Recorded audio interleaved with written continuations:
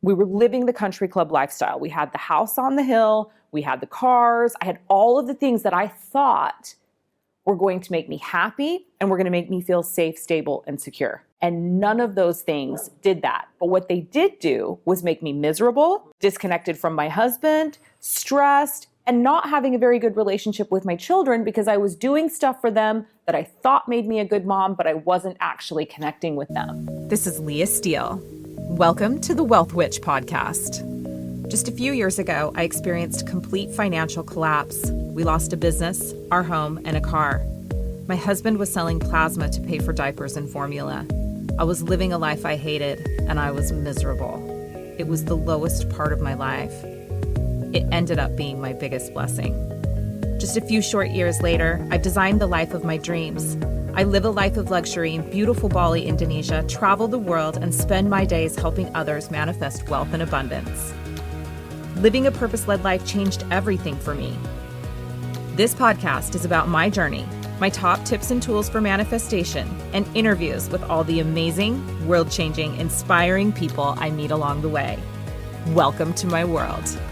Hello, and welcome to another episode of the Wealth Witch podcast. I am your host, Leah Steele, the Wealth Witch. This is actually our first official video show, and I am so excited and so honored to be joined by the amazing Miss Rhonda Swan, who is my PR agent, my friend, my fellow Witch of Wallstreet, which we will talk about. Welcome, Rhonda. I'm so happy to have you here. I'm really excited to be here, especially it's the first show. It's so fitting that it would be with you. Right? Because you have your incredible show, the Help Me Rhonda show, Yeah. which I've been lucky enough to be on twice now as of today. So it's exciting. Yeah, it is exciting. I love it too. I think that I love podcasts. However, so many people are just doing podcasts, but then, I really love video, right? So I think it's a nice combo to be able to showcase, us and our essence having a really good conversation because everyone's kind of sick and tired of staying kind of locked up and not seeing people as much. So I think it's amazing. It's great to be here. Absolutely. So I've been wanting to have you on for a while. Yeah. We have connected really recently in the second part of last year here in Bali. We both live in Bali and recognized when we met each other that at some level we've really been living parallel lives. Yeah. So talk to me a little bit about what brought you on this incredible journey that you've been on for the last 12 years. Because we have a similar story of sort of losing everything and then making radical change in our lives.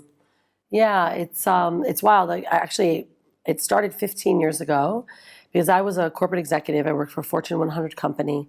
I ran all of their marketing and advertising. I ran like a $500 million expense account. And one day, I had a breaking moment. I think a lot of us as women, especially men as well, but women, we have these often that we have these breaking moments. And I was in a meeting, my 7:15 a.m. meeting on a Monday. I drove an hour in traffic. I was groomed to be running the Western division of this company. And my boss was there, Jane. And this is like that woman with the bangs, perfectly blonde, flipped hair. Her lips were super puckered tight. Her shoes matched her bag. And she was ready to start the meeting. And I was supposed to be Jane. I was supposed to take over her place. And so here we're all sitting, right? And it's like really formal.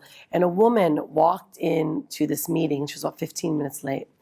And she walked in and she kind of snuck around the back. So here's Jane in the front, if you can imagine. And everyone's like watching Jane. And she sneaks in and Jane's like, "You're late." And literally freaked everyone out. This woman kind of shuddered. And so of course all of her eyes go on her. She's like, you could see her lip trembling. Like she was like, "I'm so sorry, Jane. I just dropped my 6-week-old baby at daycare. 6-week-old baby at daycare. And I'm sorry I was late. It was really hard." And she's like, "If you want to put food on this baby's plate, if you want to have a job, you will drop your child off on time and you'll be here on time and you'll pick them up at 6:00 at night." And I sat there like, I've got a master's degree. I'm super driven. I'm like, I'm going to go corporate. I went completely opposite, which we'll probably talk about from my family's American Indian spiritual background into going super corporate. And I realized that day my body just shuddered. Like, who am I as a woman if I ever want to have children? I can't raise a child like that. And so everything shifted for me. I went home. I told my husband, Brian, who's a robotics engineer, I'm like, "Look, I'm out. I'm going to quit my job." And he's like, "I don't care if I'm your boss's boss's boss.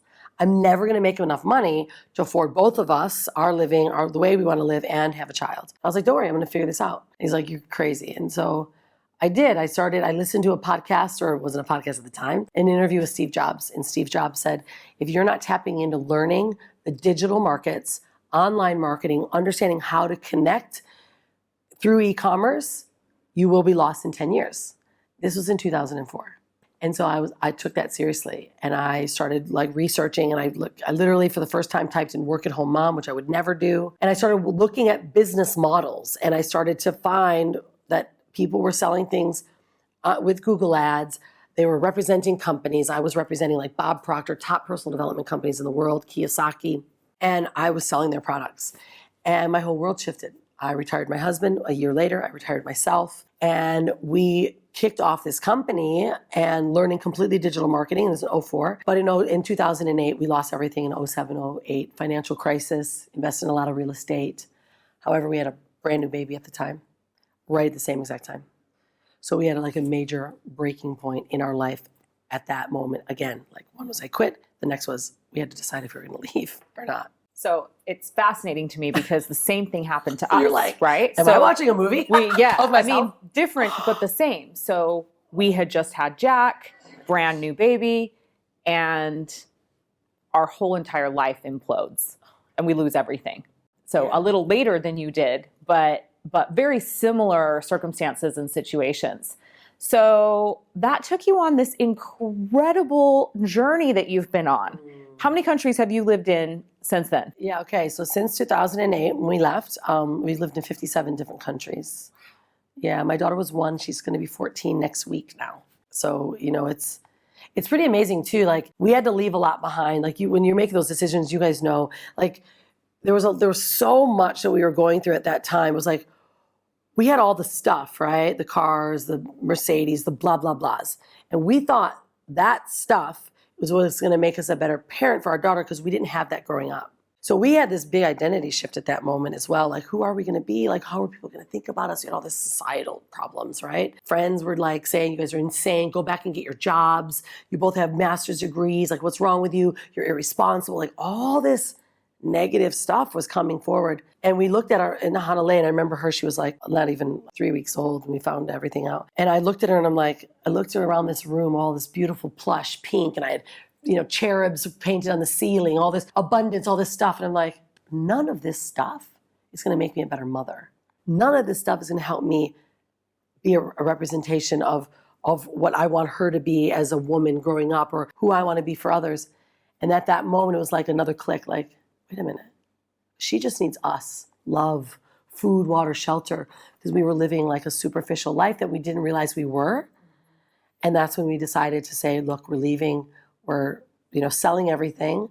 And at that time, because we had just lost everything, we literally signed everything off. We left with $12,872.62 left to our name, with a vision and a vow to never put her in daycare. And that's now going to be 13 years this November. So incredible. So incredible. Yep. So we left the United States with $10,000. We left the United States with $10,000 and had gotten rid of everything to get to that point. Right. And I feel like, this journey for me, at least, has been where I feel like it's been the most impactful is in the relationship with my children. And you said something earlier that I want to talk about because I think it's really relevant and really poignant for especially the listeners of my podcast. And that is that we assign our safety, stability, and security to our material possessions. And I certainly had done that. I also grew up single mom, was always working. I was a latchkey kid, spent a lot of time on my own. And I was determined to not recreate that scenario for my children and to not see me in the struggle.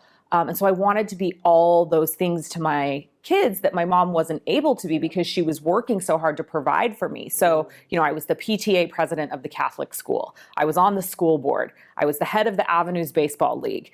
I had my 2 businesses, one a nonprofit, right? So doing a ton of service on that side of things. We were living the country club lifestyle. We had the house on the hill. We had the cars. I had all of the things that I thought were going to make me happy and were going to make me feel safe, stable, and secure. And none of those things did that. But what they did do was make me miserable, disconnected from my husband, stressed, and not having a very good relationship with my children because I was doing stuff for them that I thought made me a good mom, but I wasn't actually connecting with them. Yeah. So talk a little bit more about that shift in believing that material possessions give us safety, stability, and security, because I know that now we both live incredible lives. Yep. And, you know, we live in states of luxury, really, but I feel like we both still have this real unattachment to things. Yeah, you know, it's so wild. Like, you think about how people go through these transitions, and I think everyone has to do it. That's why they always say, oh, you hit rock bottom sometimes before you accelerate or you rocket. And that's what happened, is like we had that switch. And the moment we realized that none of those things actually made us whole, because when we left, we started traveling, and we were living in like small little hotels, but we were in Fiji, right? We're in Hawaii, we're in Panama, we're in Costa Rica, we're in Peru, we're in Cusco, we're in, Argentina, all these places. But we didn't have all the things, and we started to really see the connection that it was within us. And we created like this idea like that where our family is like a 3-legged table, because 4 legs of a table, one can be off and it can still stand up okay. But a 3-legged table, one's off and you fall flat on your face, right? Our family got more close. We started to see other families were in third world countries, realizing that none of the things that we had mattered. Like none of it was making us more connected to humans. We became so much more connected to people, communities, especially in living in villages like that. All over the world, there's like always surfer communities. My husband's a big surfer. And so that really changed for us so much. And it allowed us to be more present with Hanalei, because I think you're right. Like the things that I thought I was doing that I had were not going to even add to her life, and which allowed her to be so much more grounded, because she's been a minority in every single country we've lived in, and then because of that, this abundance then started to happen because we were being so real and authentic.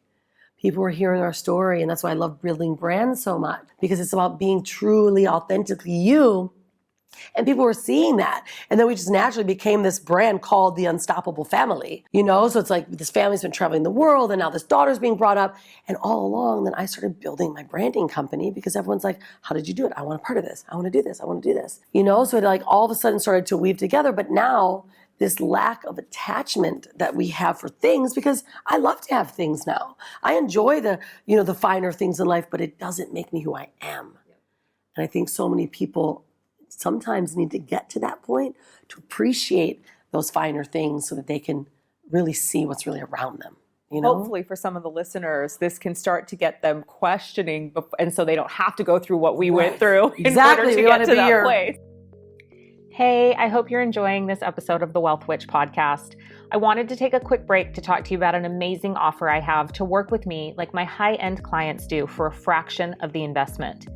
If there's anything that the last several months of chaos and change has showed us, it's that our perceptions of what is safe, stable, and secure is anything but. You are your guarantee. You are the key to unlocking and calling in the wealth that you desire. If you don't already know, I'm all about belief and intention, and for me, deciding is the most important action you can take. So I don't need to convince you. You'll either resonate with this or not. The only prerequisite that you need to have is a desire to change your current financial reality.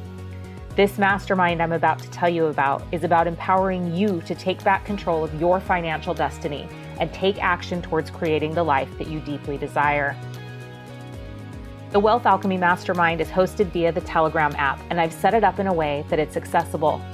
This is an incredible opportunity to work with me in this mastermind at a special pre-launch rate of $44 a month. Yes, you heard that right. Just $44 a month to work with me at the same level that some of my high-end clients do. So what do you get? Weekly exclusive content and training, a monthly Zoom coaching call, a monthly Q&A session, wealth paradigm downloads, wealth activations, and a mastermind chat full of like-minded community. You aren't doing this mastermind for the content. You're doing it for the transmissions, period. You will be activated with abundance just by being in this container. But you have to act fast. The pre-launch offer is only available for a limited time, so click the link in the description of the podcast and sign up now. I'd love for you to join me, so do the thing. Now back to the podcast. So let's talk a little bit about Unstoppable Branding Agency, because I feel so honored to be represented by you and by Unstoppable Branding Agency. For me, it's really been a dream come true because for the first time, I feel like somebody is really interested in me being able to authentically tell my story and not trying to censor me and not trying to position me as anything that I'm not. So talk a little bit about the mission behind the company and what your vision is for your clients. I'm so lucky to be one and I kind of see things from the inside, but I would love for you to talk a little bit about that. Yeah. And it's so great, right? To be able to take a core competency that you have and bring your family values into a company. And I started off development of brands. We've launched like 157 new brands and products in just the last 2 years alone. So thousands in the last 10. But the last couple of years, I started to really see where can we go that can leave a grander impact on those that are already elevated in their business.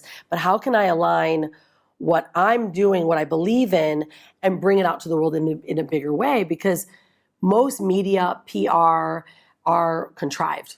Most of the messages are contrived, like news, press releases, like that. They're like contrived messages that PR agencies, PR wants people to hear. News wants you to hear. That's why, CNN, I call it constantly negative news, because all they're trying to do is imprint negativity into our minds. And that's what was happening so much in PR and in media. And I'm like, gosh, what do our clients need now more than ever? Like, all of our clients are so powerful in what they do. However, they were standing on a soapbox going, look how great I am. Look who I am. I can help you. I can help you. I can help you. I can come here. And I started to see the market change, and where there was so much selling going on and so much noise happening in the market that people were starting to swim in what my mentor Russell Brunson says, the Red Sea. Meaning everyone's there. There's so much noise. Everyone's trying to compete. And he says, how do you get to swim in the blue sea? And we call it now become competition irrelevant. When your story is told and someone, not you, not even a client, is talking about you. And that's high level PR, right? That's like top tier PR, like different publications, different news and media outlets, podcasts, like ways that someone else like this, you're interviewing me. Like, I'm automatically getting my expertise shined and edified by you. And so that's what we started to look at. And that's how I started to bring in, how can I help control the narrative? How can I tell those real stories, get them in to top tier publications, start telling these stories of these people? And we started doing that, and the market just started wanting more of it, right? And these top tier publications, right, they're high level, right? So if you're starting to tell a story and all of a sudden they started to accept it, people started to want more of it. Forbes magazine's oh my goodness, so many beautiful stories are coming out, but it was different. And so that's how I started to bring in my core, competencies, what I believe in as a family brand, into our company so that we can help control the narrative and impact more businesses and impact people and leave a bigger, better imprint on people. So I'm interested to know, from your perspective, where do you see media going in the next few years? I mean, obviously we're in a huge transitionary period in humanity where we're going. And, I think that we are, many of us, beginning to wake up to that we're being manipulated by our news and by our media. So where do you see it going, and how are you keeping an edge to stay on the forefront of that transition? Yeah, I mean, this is reality, right? I'm also a digital marketing expert, and I was one of the first women that started before social media even came around, right? So I've seen the trends happening, and especially now, of course, we're being censored. The things that we're saying, the president of the United States was censored. That's absolutely insanity to me. So there's a lot that is shifting, and our message, we have to always look how can I still seep through and get my message out? And this is why I think this is so brilliant. Now you're using video for your podcast as an outlet. We're going then into podcasting, right? We're using the social platforms and seeping our message out. It's almost like we're embedding what we know and what we're about through code. Light codes come and seep through us as, spirituality, marketing message codes come through. That's how I've been navigating. And how can I find ways that we can create and get that message out? And a lot of it has to do with sharing your voice, but more importantly, creating relationships with those that also believe in it.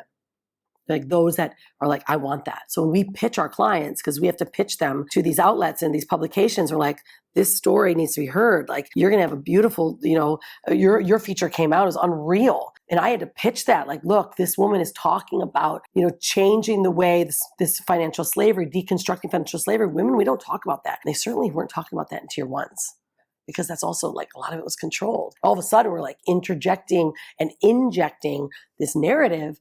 People were listening, right? And so I see media changing a lot. I know that right now what needs to happen is women, men, of course, we work with both, but we talk so much about women here. We've got to start imprinting our online real estate, our carbon footprint, if you will, our digital footprint online. And you do that with your own website. You need to have your name Google indexed, right? That's where the publications come in, right? The keywords, because SEO is what's going to be your online real estate forever. That's why these articles are digital. They last forever, right? Where people, were investing in or having, their own personal ad space. Well, ads, I think, is going to go way, way, way down. Like it's already being suppressed and stopped as it is now. Like there were some things that were running even to try to get your article pushed. I'm like, what is going on? My show, because they didn't want to hear it. They don't want to hear some of those words. And so we have to start being smart about that. And that's how we've been navigating, right? Like making sure the message is clear, yet embedding some of it through code. Yeah. Yeah. So we talked and touched a little bit just now on spirituality. Yeah. So I really want to talk about this because I think that, this is a big theme for us right now as we're moving into this collaboration that we're doing with Witches of Wallstreet, which we'll talk about in a moment. But I would love for you to share a little bit about the spiritual journey that you've been on. And I think specifically over the last year or so, because really what I see you doing so well and so beautifully is giving high-powered, high-profile women permission to explore your spirituality, to embrace your spirituality, and to begin to really bring that into your business and integrate it in what you're doing day to day. And I think that message is so powerful. So I would love for you to talk a little bit about that. Well, it's true. Like I'll go back, like when I was younger, my family's American Indian or Italian, but my great grandmother was a Cherokee Indian chief. She was like a medicine woman. And there was always dream catchers, and like we lived down the South in Tennessee, and my mom was collecting arrowheads when she was little, and then there was like so much of this embedded into my upbringing. However, I didn't want to be like them. My mom didn't work; she was a stay-at-home mom. There was so much like earthiness, and I wanted to be this powerful woman, and I got my master's degree. I wanted to run a corporation. I wanted to do all these things, so I blocked it.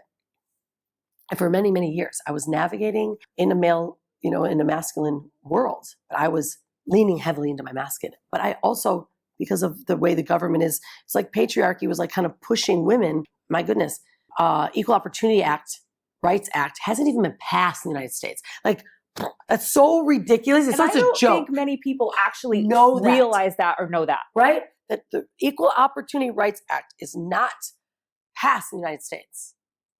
It's unreal. So I grew up and I'm like, I'm just going to create my own economy then. I'm going to do it myself, right? So I started really, really hard. But I also started to navigate, and it was like that step on someone to get to the next, right? How do you do that? It was like bulldozing. And when I quit my job in 2007, because I wanted to be a mother, and started navigating, and I started tapping into all this spiritual energy, and it started to come back. Like we asked Deepak Chopra and Wayne Dyer, rest in peace, before he died. I got to get on the phone with them and ask them about our situation. And he said, you just have to learn to forgive. The moment you can forgive that person and not have any ownership to any of that and stop making them wrong and you being right, the moment you're free. And so I was going through that spiritual journey even when we were traveling, and it was a challenge for us. However, I still kind of was bulldozing because I was still trying to be in survival mode, right? You've got a mama bear in the corner and her babies aren't eating, or there's a wolf coming trying to take your baby's food, you go at it. And I did that. But this last year, I've really started to lean in because my daughter is growing up and she's almost 14, and she's so spiritual and so connected. And she was channeling at 8 years old. She's speaking on stages, and I'm like, where are these words coming from? I started to realize how enlightened she really was. And she was so different from me. She was soft and she was compassionate, and she had all these beautiful girlfriends. I'm like, oh my gosh, like the feminine side, I was seeing what I didn't have for her in her. And so I started to tap in because I also wanted to heal any of this ancestral maybe lineage or traumas that might have been caused through this warrior life that I had as a warrior Native woman, because our women were fighters. And I saw myself fighting, and I went deep into some, spiritual ceremonial journeys and really tapping in, deep meditation. And I saw myself being this fighting warrior woman, but it wasn't for good. It was like I was fighting to be better and to win. And so I started to tap through, and now came through, and we just did this, this oracle reading that we did together as Witches of Wallstreet. I came out as the spirit warrior. And I was like, wow, because I hadn't brought any of that in to business as much. And it's like so cool that this, Witches of Wallstreet movement's coming through, because it's like allowing me, I feel like I have a container to like let it emerge. Whereas it started to be back there this last year, and it's like kind of seeping in and people are noticing, but I'm like, wow, I get to do that now, and I have a space to do it. Incredible. And I just, I'm always blown away hearing you talk about the parallels in our stories. Mm-hmm. Obviously, I have Native American ancestry as well, which I've talked about, and, certainly resonate with a lot of that, needing to fight, needing to, try to get one up, and wanting to defend your children, and wanting to, really go into battle for those things, and then beginning to realize how that doesn't serve us as well. So I love that. So I do want to talk a little bit about Witches of Wallstreet. So, and I've been sharing a little bit about this on my social media, but incredible group of 7 women have come together, very, very successful, influential women who are really badass business babes, but also really highly spiritual and intuitive. And we've come together to create a brand called the Witches of Wallstreet. And the vision behind that really is showing other women that you get to show these vulnerable parts of yourself, that you get to actually be a businesswoman and be spiritual and love luxury and still be a person that is very generous and gives back to your community. And so we're just getting ready to debut this brand. We were on an incredible show this morning, the Simonetta Lane show, her Changemakers show. And so that will be coming out in a few weeks. And we're really excited about really officially debuting the Witches of Wallstreet brand. But tell me a little bit about why you were attracted to this brand, and why, when we said, hey, Rhonda, do you want to come be a part of this with us? You said yes. Well, it was such a big, it was so cool, because I was talking with you and Taryn, and this was like a brainchild that you two had. And I was also working on a little brainchild of my own. Like, what can I do? Because I was thinking, what can I do to give back more? Like, I do my Rhonda show, my Help Me Rhonda show, and I do my business stuff. I'm like, I want to leave also more impact, but how do I showcase like where I am now as a woman, where I am as an entrepreneur, am I? And I started thinking, like, what if we did this thing called Diva Tank, where like this panel of epic women sat in a tank, just like the Shark Tank, and women came in and presented their business, and we're like helping them and guiding them and maybe funding their business. And then in return, they then would be connected to, let's say, a local third, world country woman that's, new entrepreneur that's really trying to elevate themselves. And then you ladies share with me this Witches of Wallstreet, and I'm like, wait a minute, what? Like, those are the panel ladies for my show. And then I started like, how can I help support Witches of Wallstreet? And then it just became, wait a minute, we are that. We are that. We are witches. We are those spiritual women that have come together and are creating. And it was just such an absolute F yes for me, because I didn't have really close women or girlfriends growing up. When you're that hardcore exceller, I played for the women's U.S. softball team. I was like hardcore, and I was like a winner, charger, and even in business, you lose a lot of women friends, because I didn't know or understand really how to act in my feminine. I didn't know how to bring it forward, and I thought that was weak. And so during my spiritual journey, I started to learn that vulnerability, emotion isn't weakness. That's actually more powerful. So when you brought that up, I'm like, wow, this is a beautiful space for individualized women to truly showcase what they're about, all the trials and tribulations they've gone through, how they navigate their day, how they give back, more importantly, how they interact together, right? And so it was like an absolute yes for me, because I do believe the world needs this. Women deserve it, and they're coming out more, and they need to see examples of other women that are doing it, right? No more pushing each other down, no more making each other wrong, no more hurting each other anymore, and you always say this, we're like in the age of Aquarius, this feminine side is moving in, and the world needs more of that. And us witches, we need to keep brewing the pot right now to change the space. And one of the things I love about you, and one of the things I love that you bring to our group of witches, is you are so focused always on giving back. And to me, that is actually a very beautiful side of feminine nature, because we are tribal beings by nature, and we will, when properly resourced, not only take care of our own families, but the world. That's right. And so that really is what Witches of Wallstreet is about, is about giving back at a really big level and showing other women that they can do that as well.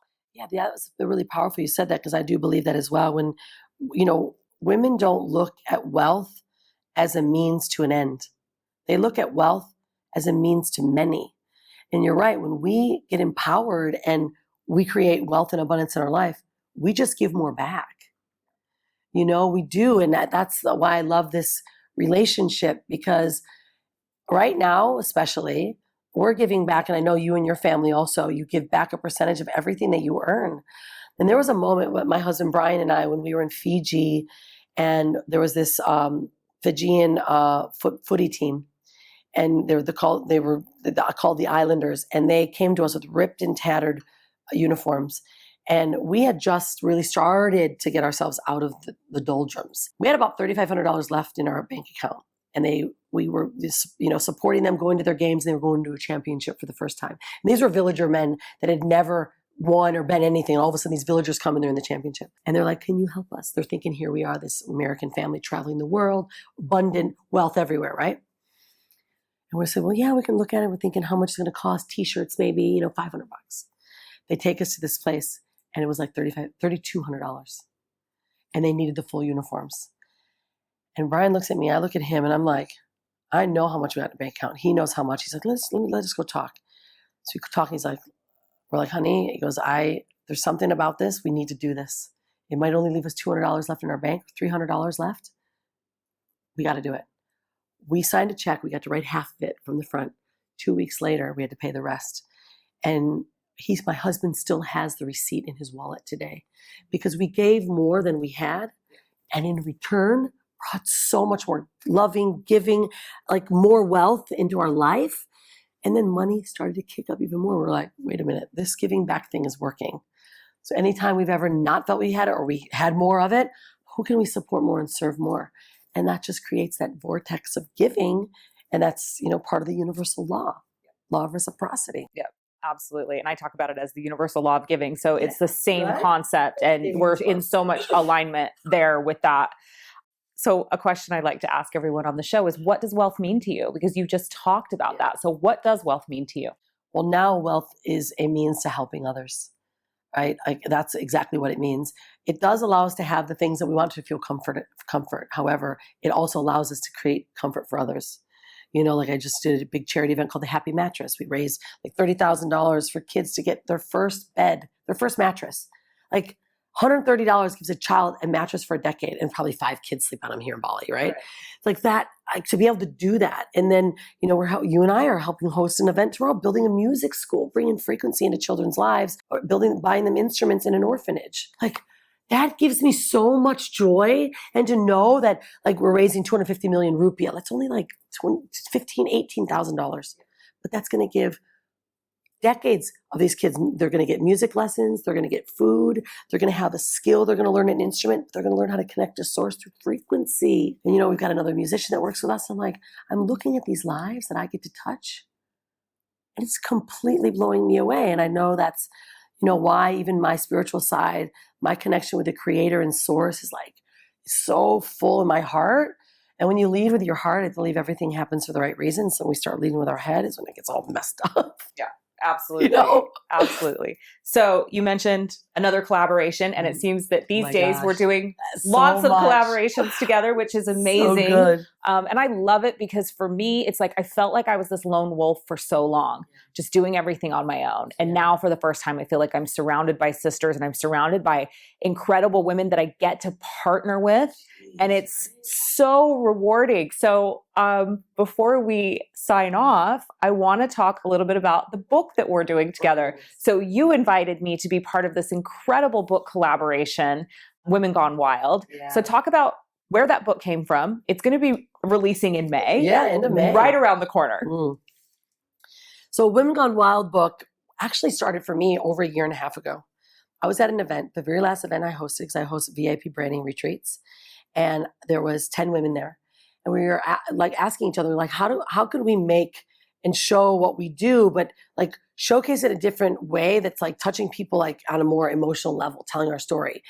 And so we decided, let's make a book. And at first it came up with Designed to Lead, about women, like our DNA of our feminine leadership.